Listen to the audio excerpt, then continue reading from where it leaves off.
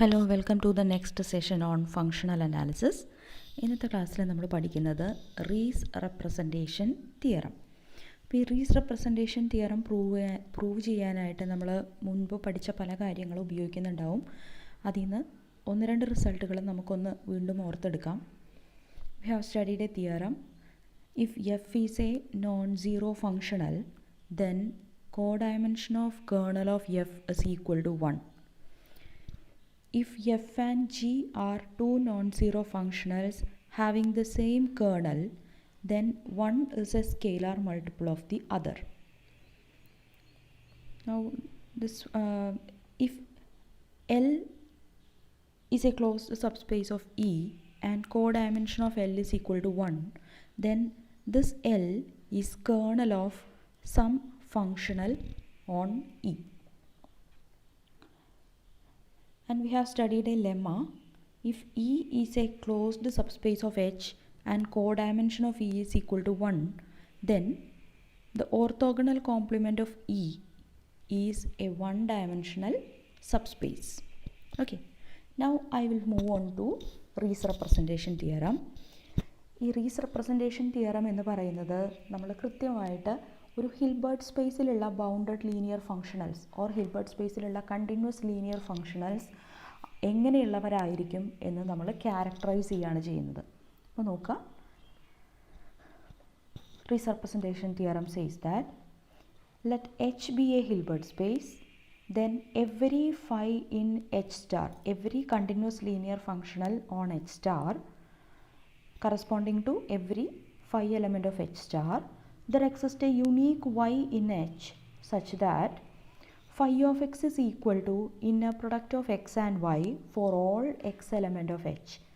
അതായത് phi of x എന്ന് പറയുന്നത് inner product of x with y, ഏത് x എടുത്താലും phi of x is same as inner product of x with a unique element y in H.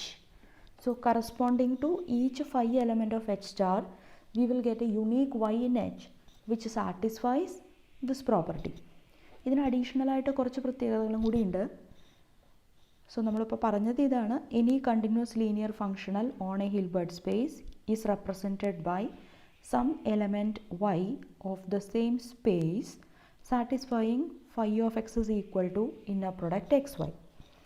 ഈ phi എന്ന് പറയുന്ന bounded linear functional, അതിൻ്റെ നോം എന്ന് പറയുന്നത് വിൽ ബി സെയിം ആസ് നോം of y. So this correspondence is an isometry. അതായത് നമ്മളിങ്ങനെ ഒരു കറസ്പോണ്ടൻസ് ആണ് ഇവിടെ പറയുന്നത്. സപ്പോസ് ഞാൻ എവിടെയും ഇനി പറയുന്ന നൊട്ടേഷൻ യൂസ് ചെയ്യുന്നില്ല, ഇപ്പോൾ പറയാൻ വേണ്ടി മാത്രം. I am defining a function psi from say H to H star. So corresponding to each y, I have a bounded linear functional phi y, and corresponding to each phi y, I have a unique element y in H. And this correspondence is an isometry, means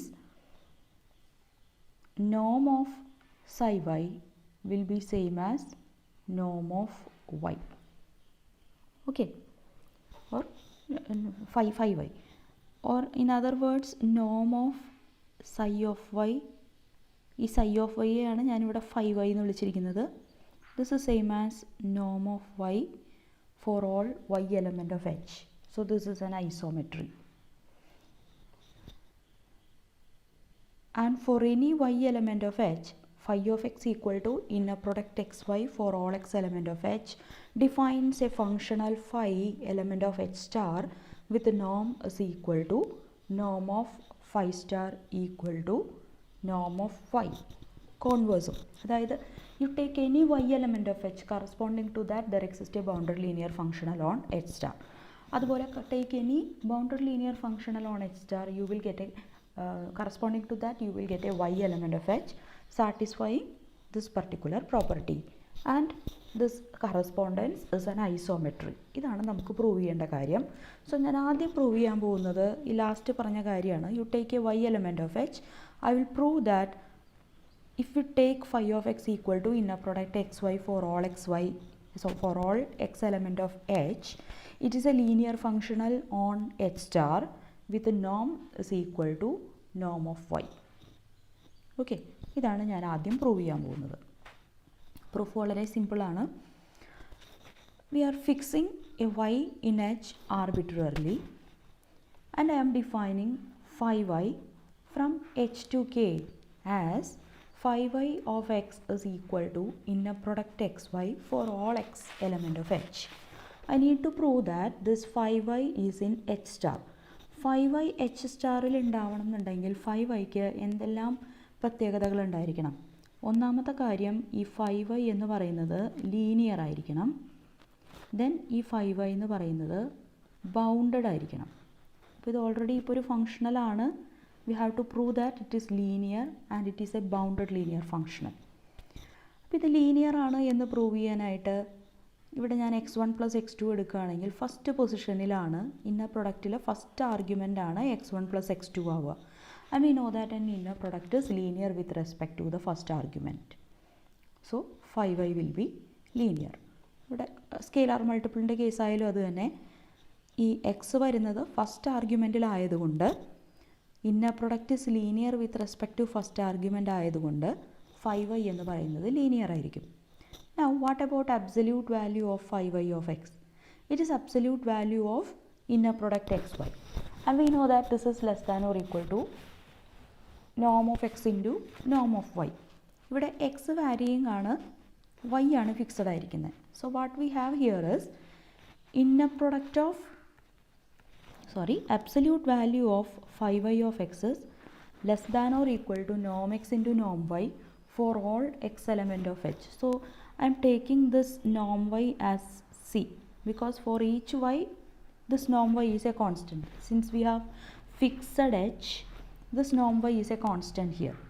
So what I have here is absolute value of phi y of x is less than or equal to c into norm x for all x element of x, which means that this phi y is a bounded linear functional, and in addition to that we will get norm of phi is less than or equal to norm of phi y is less than or equal to norm of y, because what is norm of phi y? Norm of phi y is supremum of norm of absolute value of phi y of x, where norm of x is equal to 1. When we have defined norm of a bounded linear functional, we have already said that absolute value of, if f is a bounded linear functional, absolute value of f of x will be less than or equal to norm f into norm x for all x element of x. Okay, and therefore this we have defined. So if I have absolute value of f of x is less than or equal to c into norm x for all x element of x, take divide both sides with norm x, so that we will get absolute value of f of x by norm x is less than or equal to c, and it will be, the c will be less than or equal to norm f will be less than or equal to c. So I have norm of phi y is less than or equal to norm of y, or I will simply say one result.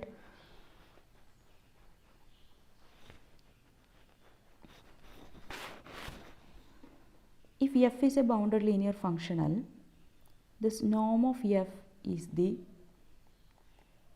infimum of set of all c greater than 0 which satisfies absolute value of f of x less than or equal to c into norm x for all x element of h. Okay, so from this result it follows, ഇത് ഓർത്തു വയ്ക്കാൻ പറ്റിയ ഒരു റിസൾട്ടാണ്. അതായത് നമുക്ക് boundary linear functional ആവാനുള്ള കണ്ടീഷനാണ് നമ്മളിവിടെ പറഞ്ഞിരിക്കുന്നത്. Absolute value of f of x is less than or equal to some constant into നോം x for all x element of h. ഇങ്ങനെയുള്ള ഏറ്റവും ചെറിയ കോൺസ്റ്റൻറ്റിനെയാണ് നമ്മൾ നോം എഫ് എന്ന് വിളിക്കുന്നത്. സോ ഇവിടെ എനിക്ക് നോം of 5y less than or equal to നോം ഓഫ് y എന്ന് കിട്ടി.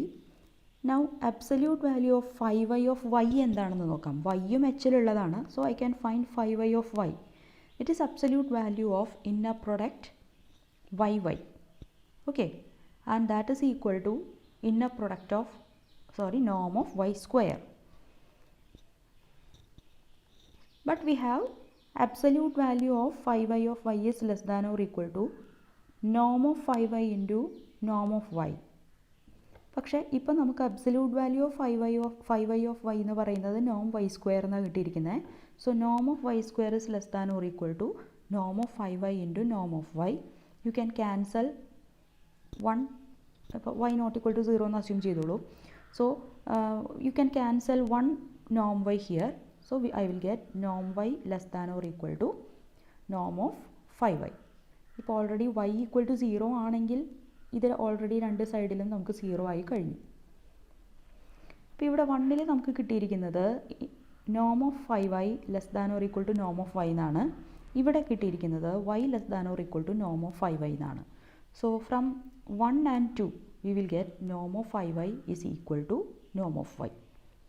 Okay. So corresponding to each y element of h, there is a 5y element of h star such that norm of 5y is equal to norm of y. So ഒരു part ഓക്കെയാണ്. Now ഇതിൻ്റെ converse, അതായത് ഇപ്പം നമ്മൾ പറഞ്ഞു ഏത് എച്ചിലുള്ള ഏത് y എടുത്താലും കറസ്പോണ്ടിങ് ആയിട്ട് നമുക്കൊരു ബൗണ്ടഡ് ലീനിയർ ഫംഗ്ഷനിലുണ്ടെന്ന് പറഞ്ഞു. ഇനി ഇതിൻ്റെ തിരിച്ച് നമുക്ക് പ്രൂവ് ചെയ്യണം. അതായത് U take any bounded linear functional on H you take any bounded linear functional on H, that bounded linear functional can be represented by a single element of H. So let phi element of H star, we have to prove that this phi of x can be written as, for each x element of H, phi of x can be written as inner product of xy for all x element of H for some y element of H. Okay, for some y element of H. If phi is equal to 0, then there is nothing to prove. I can take y equal to 0. So inner product of phi x will be 0. Phi of x, if phi is a 0 functional, phi of x will be 0. If I take y equal to 0, inner product of xy will be 0. So on both sides I have 0. So there is nothing to prove. So I am assuming that phi not equal to 0. And I am taking L as kernel of phi. ഈ phi എന്ന് പറയുന്നത് h സ്റ്റാറിലുള്ളതാണ്. h star എന്ന് പറയുമ്പോൾ it is A bounded linear functional or it is A continuous linear functional. If phi is a continuous linear functional, then kernel of phi is closed. Okay, kernel of phi is closed. And നമ്മൾ ഇന്ന് ആദ്യത്തെ ഈ ക്ലാസ്സിൻ്റെ തുടക്കത്തിൽ recall ചെയ്ത result പ്രകാരം if phi is an element of H hash, അതായത് bounded ആവണമെന്ന് പോലുമില്ല, അതൊരു ലീനിയർ ഫംഗ്ഷണൽ ആണെങ്കിൽ കർഫൈയുടെ കോഡയമെൻഷൻ ഓഫ് കർഫൈ ഈക്വൽ ടു 1 എന്ന് നമ്മൾ തുടക്കത്തിലൊരു റിസൾട്ടിൽ റീകോൾ ചെയ്തിരുന്നു. സോ അത് പ്രകാരം കോഡയമെൻഷൻ ഓഫ് എൽ എന്ന് പറയുന്നത് 1 ആണ്. ദെൻ വീണ്ടും നമ്മൾ റീകോൾ ചെയ്ത ലെമ്മ പ്രകാരം if L is A closed subspace of H such that codimension of L is equal to 1, then L perp will be of dimension 1. നമ്മുടെ 2.2 എന്നുള്ള സെക്ഷനിൽ അവസാനം പ്രൂവ് ചെയ്ത ലെമ്മയാണിത്. L perp will be of dimension 1. Okay, അപ്പോൾ L perpൻ്റെ dimension 1 ആണെങ്കിൽ there is a non-zero Z element of H such that L perp can be spanned by this particular Z. So L perp is equal to span of set. ഇനി first പാർട്ടിൽ നമ്മൾ already പറഞ്ഞു, you take any element of h corresponding to that you have a bounded linear functional. So ഈ സെഡിന് corresponding ആയിട്ടുള്ള bounded linear functional phi z which is defined as inner product of X z for all x element of h exist ചെയ്യുന്നുണ്ട്. ഇനി ഞാനൊരു x kernel of phi സെഡിലുണ്ട് എന്നെടുക്കുകയാണ്. ഒരു ചെറിയ ടൈപ്പിംഗ് എററാണ് ഇവിടെ. Let X element of kernel of phi Z, not phi Z, it is X element of kernel of phi Z. X kernel of phi സെഡിലുണ്ടെങ്കിൽ phi Z of X will be 0. അങ്ങോട്ടും ഇങ്ങോട്ടും ശരിയാണ്.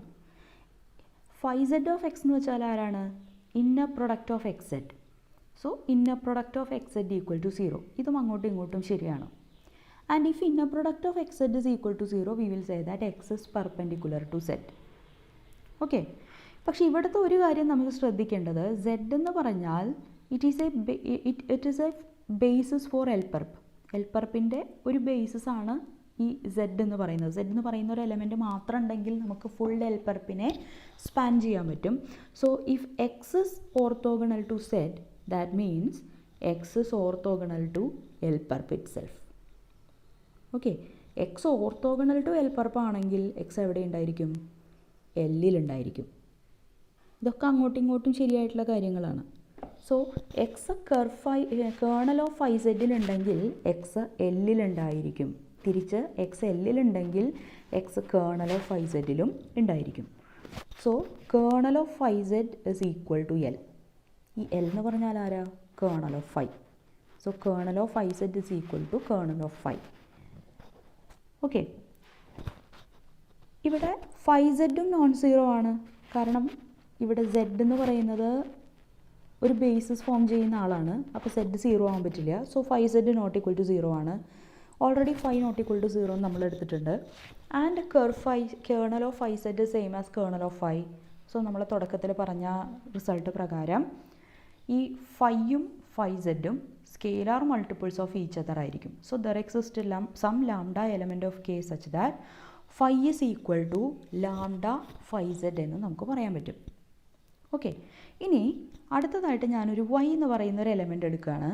ഈ Y ഞാൻ എങ്ങനെയാണ് എടുത്തിരിക്കണതെന്ന് വെച്ച് കഴിഞ്ഞാൽ Y is equal to, ഇപ്പം നമുക്ക് കിട്ടിയിരിക്കുന്ന ഈ ലാംഡ ഉണ്ടല്ലോ, ലാംഡ കോൺജുഗേറ്റ് ഇൻറ്റു ഈ z. So y is equal to lambda conjugate into z എന്ന് ഞാൻ എടുത്തു. ഇനി എന്താണ് phi of x? Phi of x ഇപ്പം നമ്മൾ പറഞ്ഞത് പ്രകാരം lambda times phi Z of x ആണ്. കാരണം phi is equal to lambda phi z എന്നാണ് ഞാൻ എടുത്തിരിക്കുന്നത്. So phi of x equal to lambda times phi Z of x. What is phi Z of x? It is inner product of X Z. So lambda into inner product of X z. This can be written as inner product of x lambda bar z, lambda conjugate into z. Since inner product is conjugate linear with respect to the second argument, I can write like this. ഈ lambda conjugate into സെഡിനെയാണ് നമ്മൾ y എന്ന് വിളിച്ചത്. So this is same as inner product x y for all x element of h. This is true. So ഇപ്പോൾ എന്താ കിട്ടിയെന്ന് നോക്കുക, phi of x equal to inner product of x y for all x and y element of h. നമുക്ക് ആവശ്യമുള്ളത് കിട്ടി. ഏത് phi എടുത്താലും അതിനെ inner product with some element എന്നുള്ള രീതിയിൽ നമുക്ക് എഴുതാൻ പറ്റും. പിന്നെ ഫസ്റ്റ് കേസിൽ നമ്മൾ ഓൾറെഡി പ്രൂവ് ചെയ്ത് കഴിഞ്ഞു. ഈ phi of x is equal to inner product of x y for all x element of h. നോം ഓഫ് ഫൈ എന്ന് പറയുന്നത് നോം ഓഫ് വൈ തന്നെയാണ് എന്ന് നമ്മൾ ഓൾറെഡി പ്രൂവ് ചെയ്ത് കഴിഞ്ഞിട്ടുണ്ട്.